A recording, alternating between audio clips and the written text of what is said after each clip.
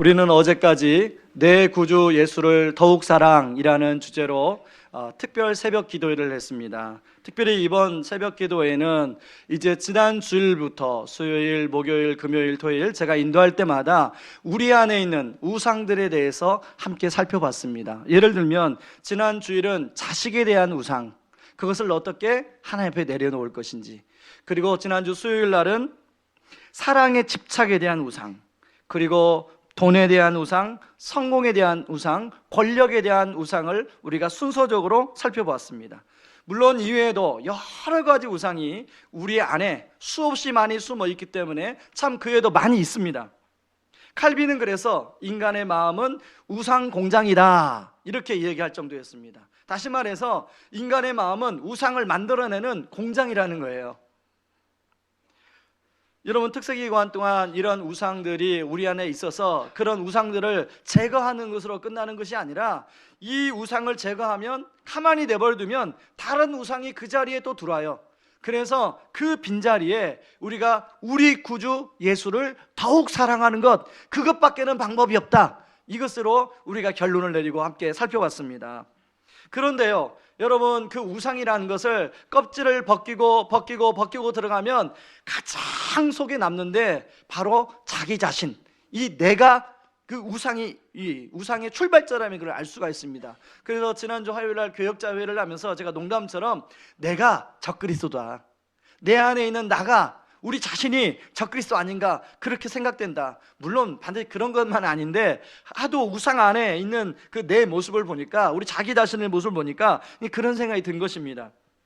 여러분, 그래서 오늘 주일을 말씀을 전 준비하면서 이제 특세를 마무리하면서 그 자기 자신이라는 그 우상을 가장 끝까지 붙들고 있는 성경의 인물을 하나 살펴보려고 합니다. 바로 오늘 본문에 나오는 야곱입니다. 여러분, 야곱은 자기중심적인 삶을 살아온 대표적인 사람 아닙니까? 여러분, 야곱 이름의 뜻이 속이는 자입니다. 그래서 아버지를 속이고 형 에서를 속이고 또 외삼촌 나반을 속이고, 그렇게 해서 야곱은 어떻게든지 자기가 축복을 받으려고 그렇게 살아왔습니다. 여러분, 오늘 본문에도 보면 이제 그 외삼촌 나반을 이제 속이고 그렇게 해서 이제 32장 1절로 넘어오는 그런 내용인데요. 여러분, 영적 계보를 잇는 그 야곱이 그렇게 자기만 알고 자기중심적으로 다른 사람은 어떻게 됐든지 간에 속이는 이런 사람을 하나님의 아브라함과 이삭과 야곱을 잇는 영적 계보로 사용하려고 하니 참 고민이 된 겁니다. 그래서 야곱을 하나님이 좀 훈련시켜야겠다, 좀 다루셔야겠다라는 생각을 가지고 뭐라고 야곱에게 말을 하냐면, 이제 그 20년 동안 헤어졌던 그 가나안 땅에 있는 형 에서에게 찾아가라고 이야기합니다. 그것이 31장 3절 말씀이에요. 31장 3절 말씀을 같이 한번 읽겠습니다. 여호와께서 야곱에게 이르시되 내 조상의 땅 내 족속에로 돌아가라, 내가 너와 함께 있으리라 하신지라. 야곱이 이제 20년 동안 헤어졌던, 어떻게 보면 형 에서를 피해서 도망 나와서 형 에서만큼은 좀 안 만나고 살았으면 좋겠다고 생각했는데 하나님이 야곱을 이제 보내니까 어쩔 수 없이 형 에서를 만나러 갑니다. 그런데 너무 마음이 불안하고 두려울 것 아니겠습니까?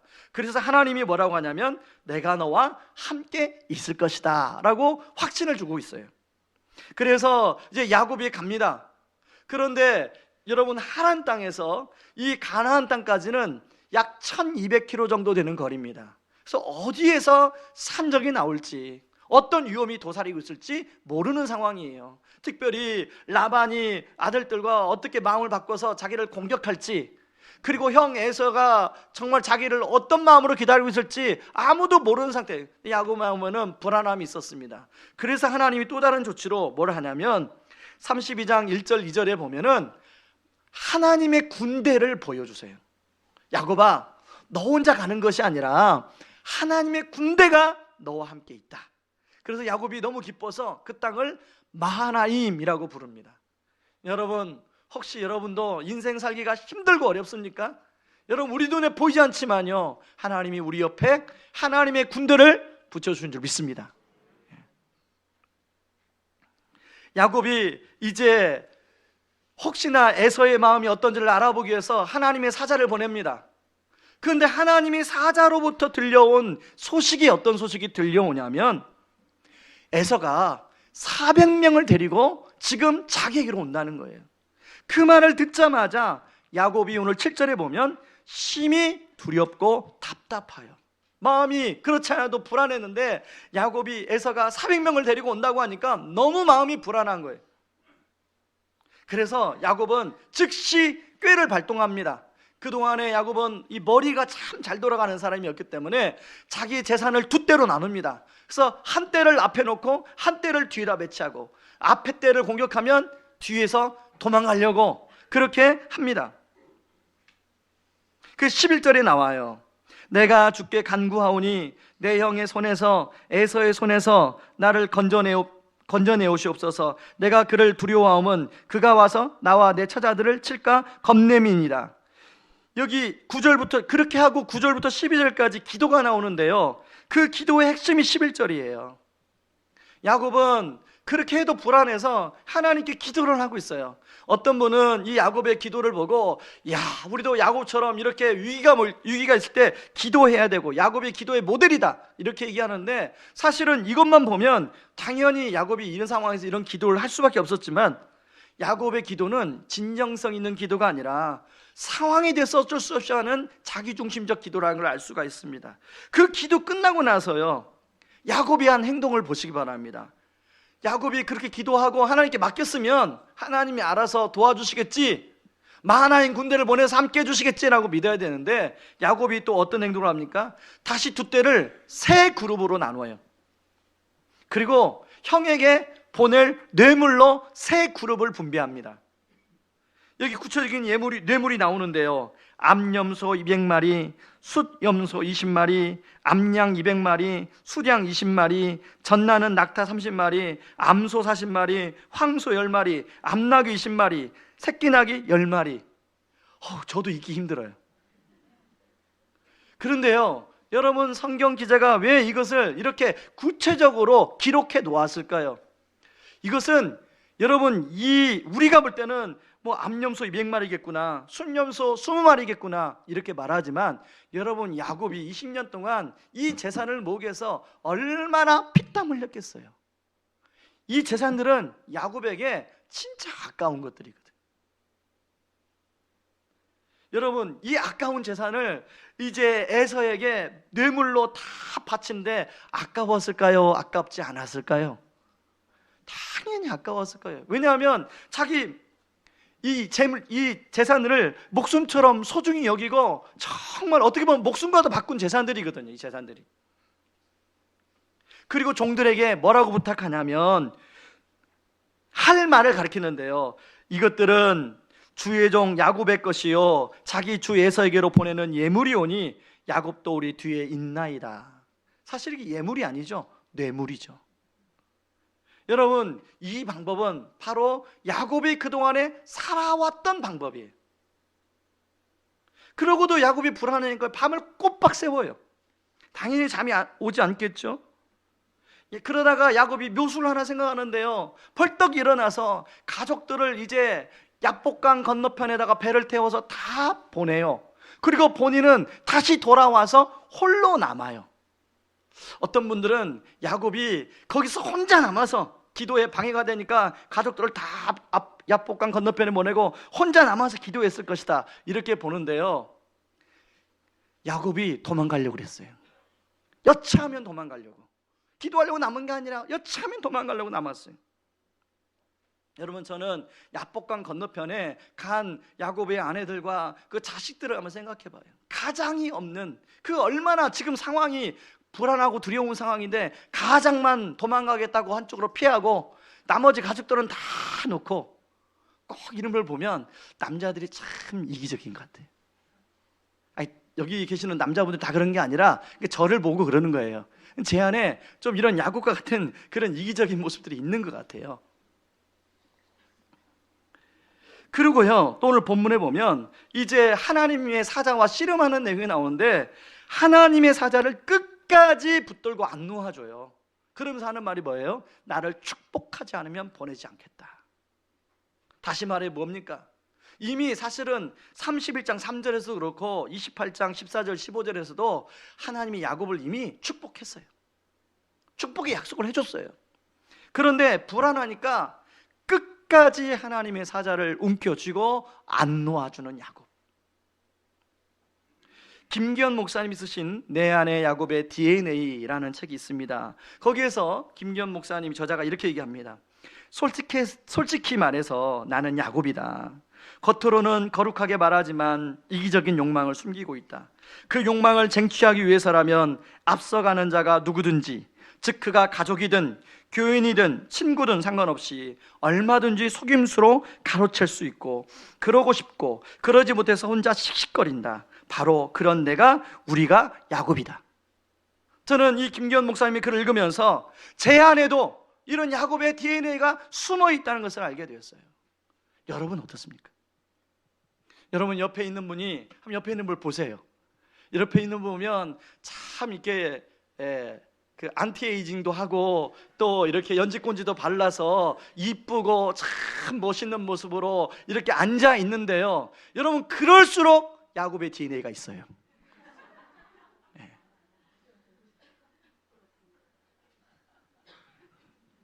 그래서 사실 야곱의 이야기는 바로 우리들의 이야기예요. 그런데요, 그런 야곱을 하나님이, 우리가 볼 때는 너무 자기중심적이고 자기 자신을 우상처럼 섬겨서 이런 사람이 국회의원 후보로 나오면 안 뽑아줄 것 같은데, 하나님은 그런 야곱을 아브라함과 이삭을 잇는 영적 제사장으로 삼으시고 그 야곱을 축복의 통로로 삼으신다는 것입니다. 사실 앞에서 말한 것처럼 우리 안에 이미 야곱의 DNA가 있어요. 여러분, 하나님은 거룩하시기 때문에 우리가 늘 생각할 때, 예를 들어서 믿지 않은 사람에게 전도를 하면 하시는 분, 그분들이 하는 얘기가 공통적인 얘기가 있어요. 제가 죄가 많아서 교회에 나갈 수가 없어요. 그러면 저도 그래, 속으로 나도 죄 많은데. 여러분, 우리는요 하나님 앞에 늘 나갈 때마다 죄가 많아서 우리가 하나님 앞에 나갈 수 없다고 생각해요. 그런데 우리 하나님은 야곱과 같은 우리의 죄를 묻지 않으시고 오늘 야곱처럼 우리에게 축복의 제사장으로 삼으시기를 원하신다는 것입니다. 저는 오늘 예배 드리시는 우리 교회 모든 예배 드린 성도님들이 야곱처럼 축복의 제사장의 삶을 살기를 주님의 이름으로 축원합니다. 그러면 어떻게 하면 축복의 제사장으로 하나님이 삼으실까요? 한번 보겠습니다. 오늘 성경 말씀을 한번 보시죠. 특별히 두 가지 핵심 단어를 가지고 살펴보겠는데요. 첫 번째 단어는 은혜를 베풀리라 라는 단어입니다. 9절과 12절에 나오는데요, 여러분, 야곱을 저는 이렇게 비유하고 싶습니다. 사춘기를 한참 겪고 있는 철없는 자기중심적인 아이. 여러분, 사춘기를 한참 겪고 있는 철없는, 그것도 자기중심적인 아이를 보면 진짜 한 대 쥐어받고 싶어요. 여러분, 그런 생각 혹시 아이를 키우면서 그런 생각 안 드셨어요? 집에 맛있는 걸 해놓고 동생 거, 다른 사람 동생 거 남겨놓고, 동생 거라고 하면 누구한테 다 또 들키니까, 아무튼 형 거, 동생 거 남겨놓고 아빠 거, 엄마 거 남겨놔라. 그러면요 맛있으면 다 먹어버려요. 안 남겨놔요. 다 먹어버려요. 그러면 굉장히 괘씸해요. 여러분, 그런 애들을 여러분이 아빠고 여러분이 엄마라면 어떻게 바로잡겠어요? 회초리를 들겠어요? 아니면 잔소리를 하겠어요? 우리가 자주 하는 방법 있잖아요. 패밀리 테이프. 했던 이야기 또 하고 했던 얘기 또 하고. 그 왜 패밀리 테이프인지 아십니까? 테이프를 녹음기에 집어넣으면 계속 반복된다고. 가정 안에서 반복되는 말, 그게 패밀리 테이프예요. 우리 애들이 가장 듣기 싫은 거 아닙니까? 그러면서도 저는 또 해요.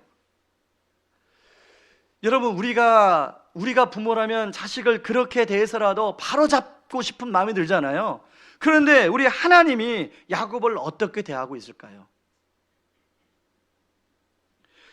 야곱을요 오늘 정반대의 모습으로 대하고 있습니다. 오히려 그런 야곱을 혼내고 나무라지 않으시고 그 야복강 건너편에 홀로 남아있는 두려움 가운데 공포심 가운데 남아있는 그 야곱에게 하나님이 찾아가세요. 24절에 보면 어떤 사람이 찾아가는데, 보통 구약의 성경에 나오는 하나님의 사자는 하나님으로 대신합니다. 저는 하나님이 이 야곱을 왜 찾아갔을까?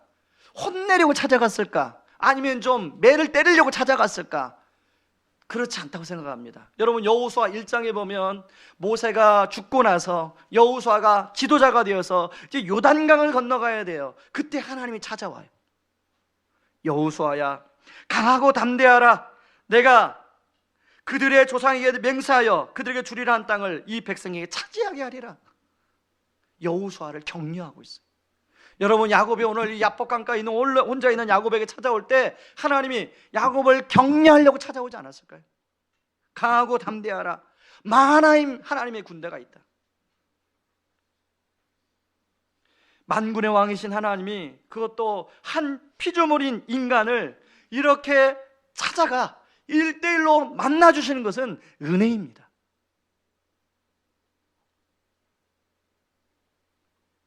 그런데요, 야곱은 그렇게 찾아온 하나님을 보자마자 붙들고 놓아주질 않아요. 이제 날이 새갑니다. 여러분, 환한 대낮 가운데 하나님의 얼굴을 보면 모든 사람은 다 죽어요. 그래서 하나님이 뭐라고 하냐면, 야곱아, 날이 새니까 나를 그만 놓아줘라. 그랬더니 야곱이 끝까지 축복해주지 않으면 내가 놓아주지 않겠습니다. 그때 하나님이 야곱의 허벅지 관절을 쳐요. 이 허벅지는 개역 한글 성경에 보면 환도뼈라고 나오는데 이 가운데 있는 엉치뼈입니다. 엉치뼈. 여러분, 자, 여기 성경에 보면 하나님이 이길 수 없어서 이런 표현이 나오지 않습니까? 여러분, 솔직하게 하나님과 인간하고 싸우면 누가 이기겠습니까? 누가 이겨요? 당연히 하나님이 이기죠. 이것은 져준 거지 이기지 못한 게 아니에요. 여러분, 고수는요, 하수는 한 방 때려 잘못 때리면 그 사람이 죽지만 고수는 힘을 조절해 가지고 때립니다. 그래서 상대방이 절대 죽지 않아요. 그냥 타격만 입죠. 자, 허벅지 관절을 치신 하나님이 힘을 조절했을까요? 그냥 확 쳤을까요? 확 치면 어떻게 돼요? 저나 여러분 다 죽어요. 하나님이 그냥 허벅지 관절만 어긋날 정도로 딱 힘을 조절해 친 거예요. 이게 은혜입니까? 은혜가 아닙니까? 은혜예요. 여러분, 야곱을 하나님이 찾아오신 것도 은혜고, 이렇게 야곱을 허벅지 관절만 살짝 어긋나게 한 것도 은혜고, 또 하나의 은혜가 있는데요, 여러분, 오늘 야곱이 보니 하나님의 얼굴을 대면했대요. 자, 하나님과 얼굴을 대면하면 죽어요, 살아요? 죽지요. 그런데 오늘 본문에 보니까 야곱은 죽질 않아요. 오히려 하나님의 얼굴을 대면하고 그곳을 브니엘이라고 이름 지으면서 야곱이 진짜 힘을 얻어요. 낙심하고 불안하고 걱정 근심했던 야곱이 걱정 근심 사라지고 불안이 사라지고 힘을 얻고 누구에게로 달려나가냐면 두려워했던 에서에게로 달려나가고 있어요. 여러분, 이것이 은혜입니까? 은혜가 아닙니까? 특별히 가장 큰 은혜는요, 여러분, 20년 만에 그 에서를 만나려고 하니 얼마나 두려울 텐데 에서를 오늘 만나는 장면이 어떻습니까? 33장 4절 말씀 같이 한번 읽습니다. 그러자 에서가 달려와 야곱을 맞이했습니다. 에서는 야곱을 끌어안고 그의 목에 얼굴을 기대었습니다. 그리고 야곱에게 입을 맞추었고 두 사람은 함께 소리내어 울었습니다. 두 사람이 엉엉 우는 거예요. 자, 이거 하나님이 개입하지 않으면 야곱과 에서는 어떻게 만나야 돼요? 서로 싸우고 죽이고, 그렇게 드디어 외나무 다리에서 만났구나, 그렇게 해서 서로 원수 갚고 그래서 그러고 아무튼 서로 그러고 만나는 이 자리인데, 하나님의 은혜가 개입하니까 두 사람이 엉엉 울면서 서로 화해하는 역사가 일어나요. 사람은 잘못했을 때 여러분 꾸짖는다고 변화가 되는 것입니까? 아니면 어떻게 해야 변화가 됩니까? 여러분이 잘못했을 때 상대방이, 배우자가 막 꾸짖으면 여러분이 변화가 됩니까? 막 그럴 때 어떤 마음이 생겨요? 오히려 더 어긋나고자 하는 막 마음이 생기죠? 제가 일부 예배를 드렸는데요, 우리 일부 예배에 누구라고 말하지 않겠습니다. 우리 어머니가 2부 예배 꼭 참석하는데, 목사님, 내가 이 말에 은혜 받아, 이 말은 꼭 해주세요. 책망하면 어긋나가니까 책망하지 말고 사랑으로 돌봐달라고.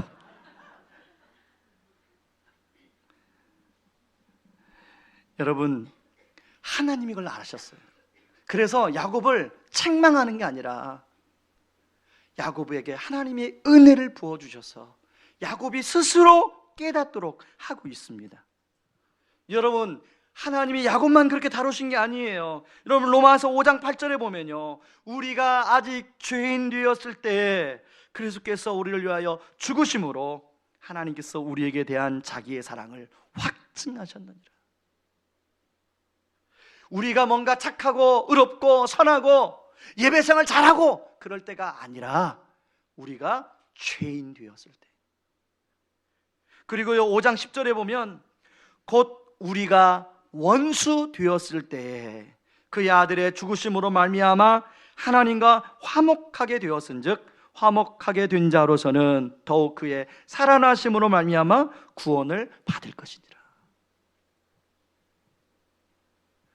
우리가 하나님과의 뭔가 친밀할 때가 아니라 원수 되었을 때 하나님께서 자기 아들을 우리에게 보내주셔서 우리를 사해 주시고 우리와 하나님을 화목하게 해주셨다는 거예요. 여러분, 읽지 않았지만 6절에 보면 우리가 연약할 때에 라는 말씀이 나와요. 여러분, 야복강가의 야곱처럼 혹시 어떤 삶의 문제로 불안하시고 밤잠을 자지 못하고 지새우시는 분이 계십니까? 우리가 연약할 때 아닙니까? 야곱을 찾아가신 우리 하나님께서 우리가 연약하고 죄인되고 원수 되었을 때 자신의 아들을 내어주신 하나님께서 여러분에게 은혜를 베풀어 줄 줄 믿습니다.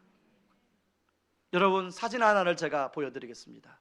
이 사진이 여러분 누군지 아십니까? 박종호 씨입니다. 복음성가 가수죠. 또 한 명의 사진을 보여드리겠습니다. 누굽니까? 조수미 씨예요. 자, 박종호 씨와 조수미 씨의 공통점이 있습니다. 박종호 씨와 조수미 씨는 같은 고등학교 출신이에요. 또 같은 대학 동창입니다. 그리고 두 사람이 그 고등학교에서 유일하게 전액장학금을 받았어요. 그래서 둘이서 똑같은 대학을 들어갔습니다. 그런데 자료에 보니까 박종호 씨가 조금 더 이 조수미 씨보다 나았다는 평가를 받았어요. 그런데 박종호 씨가 이태리 유학을 가기 전 1년 전에 예수님을 만납니다. 그리고 자기가 평생 하나님을 기쁘시게 하는 찬양을 드리겠다고 그렇게 약속을 해요. 여러분, 그렇게 열심히 지금까지 박종호 씨가 그렇게 찬양 가수로 활동하고 있는데, 여러분, 반면에 조수미 씨는 어떻습니까? 누가 더 유명해요? 조수미가 훨씬 유명하죠. 근데 학교 다닐 때는 누가 더 잘했어요? 박종호가 잘했죠. 가끔씩 사람들이 너는 뭐 하고 있냐? 조수미 저 동창은 저렇게 잘 나가는데, 그런 말을 들을 때마다 박종호 씨 마음이 어떻겠어요? 그래서 박종호 씨가 이런 고백을 합니다. 조수민을 보며 비교당할 때 너무 자존심이 상해 나는 날마다 하나님을 포기했다. 하지만 그분이 나를 포기하지 않으셨다. 그래서 한 번은요, 박종호 씨가 이제 복음가수로의 사역을 접고 이제 성악가로 좀 데뷔를 해보려고 뉴욕을 갔습니다. 그래서 오디션을 봅니다. 근데 오디션 보기 전날 뇌출혈로 쓰러져서 병원에 입원합니다. 여러분, 그때 박종호 씨의 마음이 어떻겠어요? 아니, 하나님 왜 나를, 그런 고백을 하지 않았겠어요? 그런데요, 그 병원 침상에서 지은 노래가 바로 나를 지으신 하나님이라는 찬양이에요. 제가 가사를 불러드리겠습니다. 나를 지으신 이가 하나님, 나를 부르신 이가 하나님, 나를 보내신 이도 하나님, 나의 나 된 것은 다 하나님의 은혜라.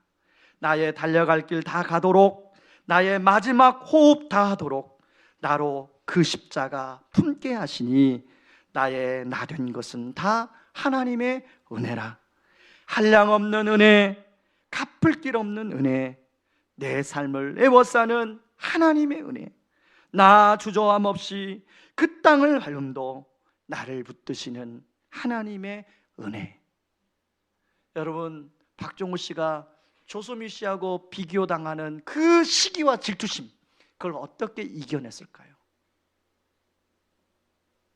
남들이 주변에서 말하는 그런 말들을 어떻게 이겨냈을까요?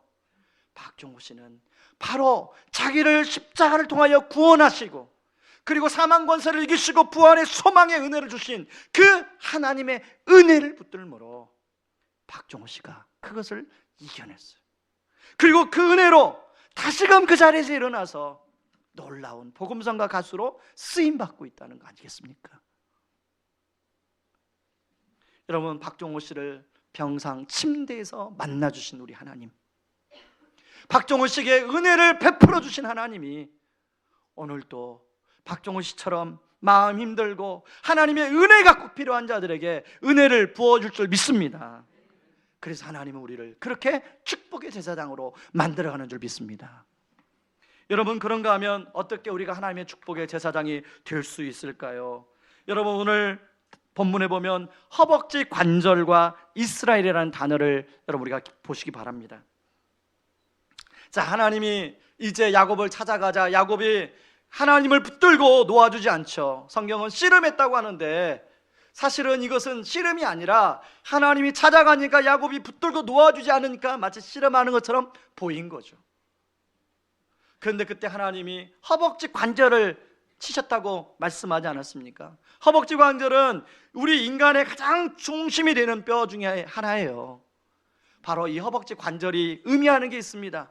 그동안에 야곱이 살아왔던 삶의 방식, 내 노력으로, 내 생각으로, 내 꾀로 어떻게든지 내 축복과 앞날의 장래를 내가 준비해야겠다는 이 마음, 그랬던 사고방식, 그걸 상징하는 단어가 허벅지 관절이에요.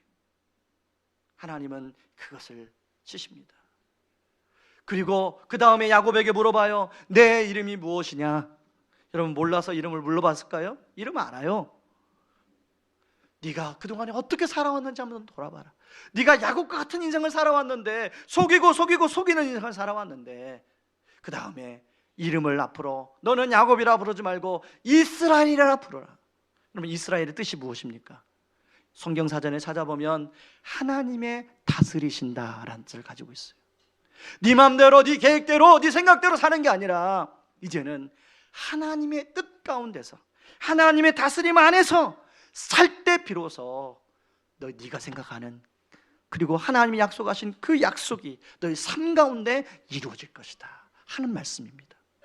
그런데 여러분, 33장부터 이제 쭉 살펴보면요, 야곱으로 나오기도 하고 어떤 부분은 이스라엘로 나오기도 해요. 그것은 뭐예요? 목사님, 이름을 바꿔줬으면 계속 이스라엘로 불러야죠. 어떨 때는 야곱이라고 부릅니까? 저는 그것을 보면서요, 여러분, 어떤 하나님의 은혜의 사건을 경험했다고 하루아침에 마음속에 있는 야곱의 DNA가 다 사라지는 것 아니죠? 그죠? 불쑥불쑥 나도 모르게 야곱의 DNA가 튀어나오지 않아요? 저는 야곱과 이스라엘이 이렇게 나올 때마다 야곱이 지금은 야곱이고 이때는 이스라엘이구나, 이런 생각이 들어요. 여러분, 하나님도 마찬가지. 하나님이 우리를 바라보시면서도 우리가 야곱이 아니라 이스라엘로 살기를 원하세요. 그런데 우리 모습을 한번 보세요. 이미 예수님이 십자가에 못 박히시고 또 부활하시면서 예수님이 우리에게 예수의 DNA를 우리에게 주셨어요.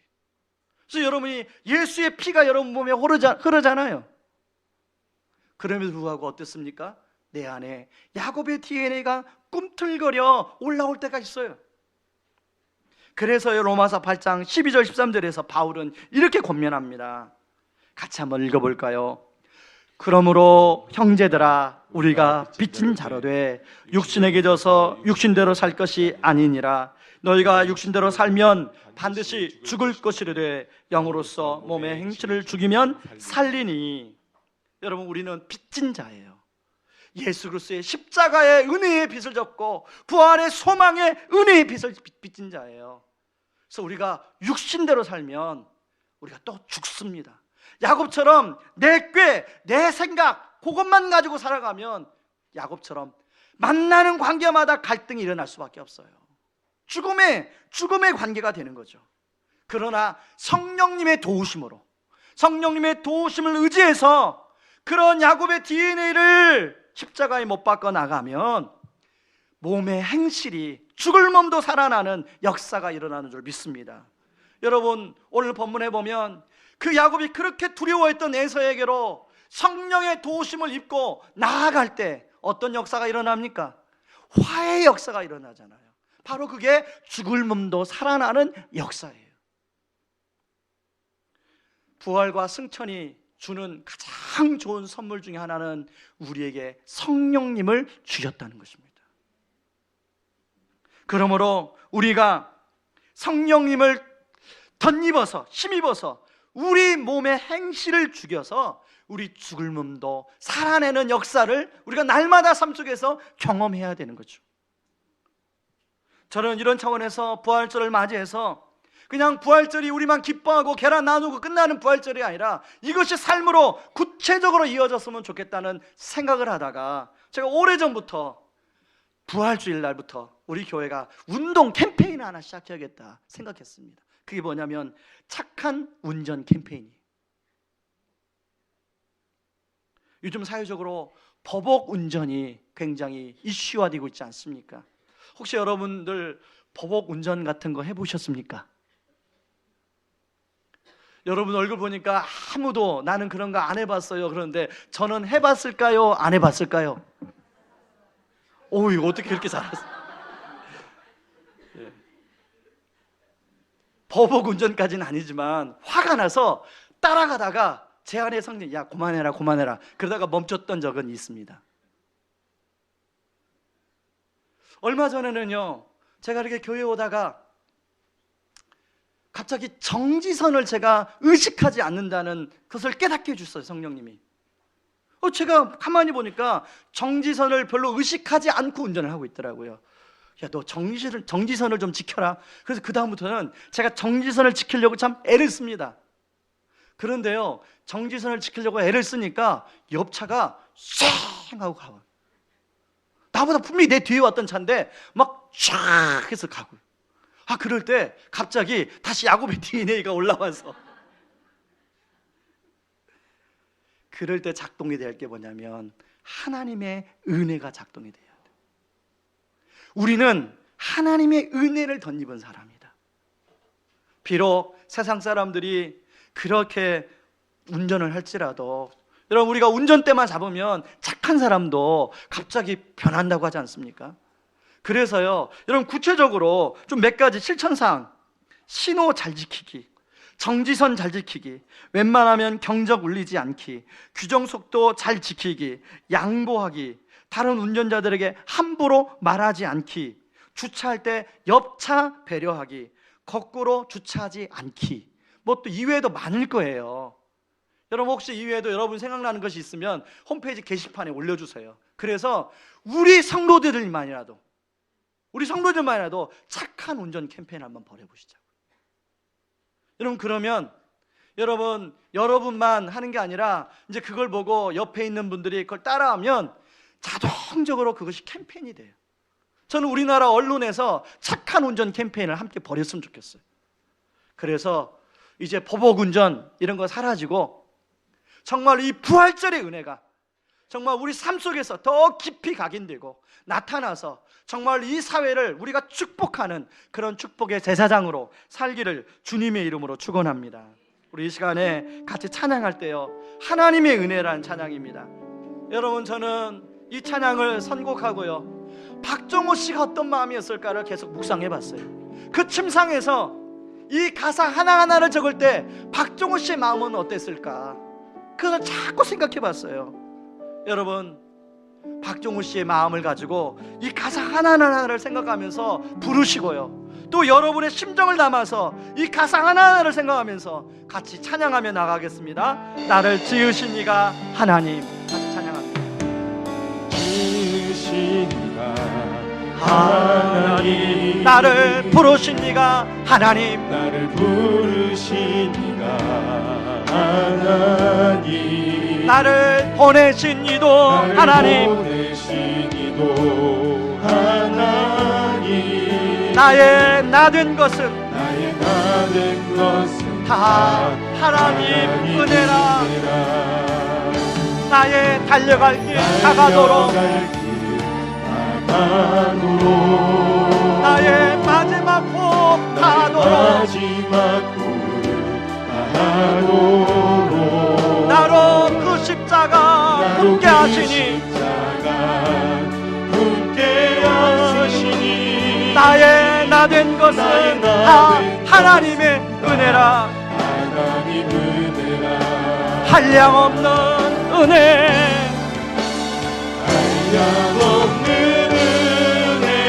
갚을 길 없는 은혜,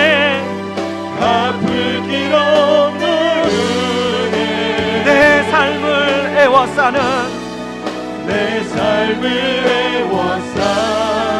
하나님의 은혜,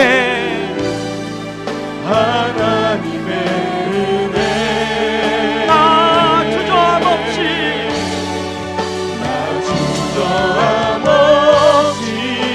그 땅을 밟음도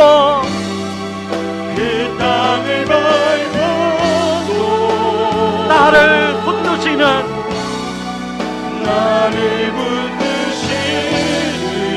하나님의 은혜,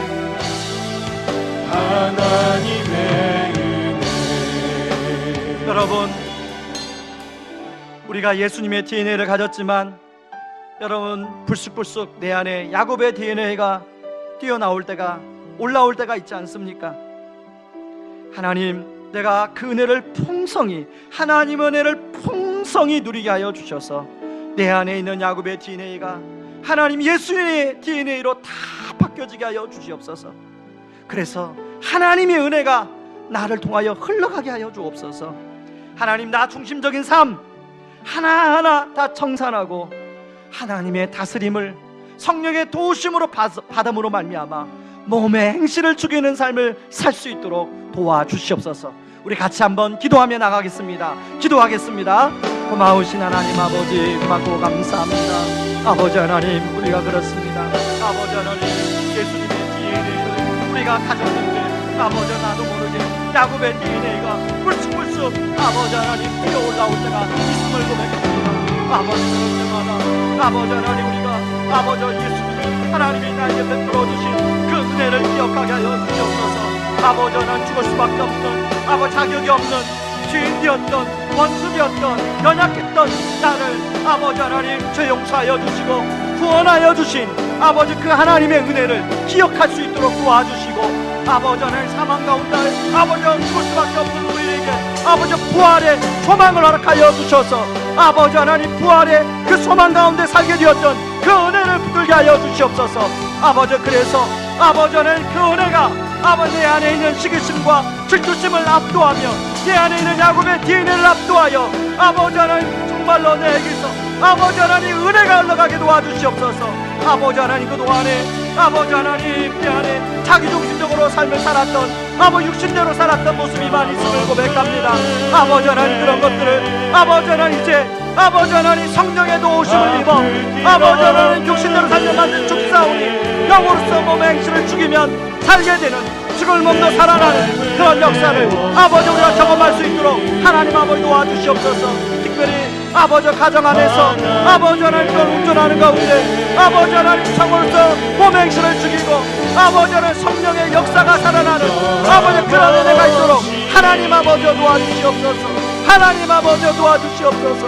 하나님 아버지, 저부터 아버지 바뀌기를 원합니다. 아버지 하나님, 우리 성도님부터 아버지 바뀔 수 있도록 하나님 아버지 도와주시옵소서. 그래서 이 부활절이 감감적인 부활절이 아니라 아버지 성령의 역사를 경험하는 부활절이 될 수 있도록 하나님 아버지 도와주옵소서. 한량없는 은혜, 한량없는 은혜,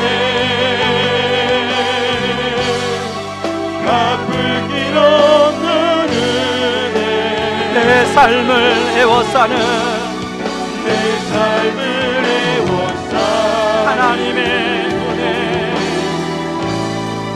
하나님의 은혜 나 주저함없이 주저함없이 그 땅을 밟은 것, 그 땅을 밟아도 나를 붙드시는 하나님의 은혜, 하나님의 하나님 아버지, 우리에게 십자가에서 우리의 죄를 묻지 않으시고 대신 우리의 죄를 안고 죽으심으로 말미암아 우리에게 구원을 베풀으신 그 은혜, 그리고 사망 권세를 이기시고 부활함으로 말미암아 우리에게 부활을 소망을 주신 은혜, 하나님 그 은혜 붙들고 내 안에 있는 야곱의 DNA를 성령의 도우심으로 십자가에 못 박고 하나님의 다스림을 받는, 그래서 몸의 행실을 죽임으로 말미암아 죽을 몸도 살아나는 그런 역사가 하나 우리 모든 삶의 영역에서 나타날 수 있도록 도와주시옵소서. 그래서 하나님, 저를, 우리 성도님들을 축복의 제사장으로 삼기 원하시는 그 하나님의 뜻이 가정 안에서, 교회 안에서, 우리 삶의 현장에서 이루어지게 하여 주옵소서. 지금은 우리를 죄에서 구원하시기 위해 자신을 친히 십자가에 내어주신 그 크신 우리 주 그리스도의 은혜와 아들을 내어주면서까지 우리를 사랑하신 하나님의 다없는 사랑하심과 지금도 우리를 위하여 친히 기도해 주시고 동행하여 주시는 성령님의 은혜가 자격 없는 우리에게 베풀어 주신 풍성한 은혜를 받아 누리고 그 은혜의 힘과 성령의 도우심으로 내 중심적 삶을 내려놓고 하나님의 다스림 받는 삶으로 축복의 제사장으로 살기를 소망하는 모든 성도님들의 삶 위에 이제로부터 영원토록 함께 하시기를 주의 이름으로 축원하옵나이다. 아멘.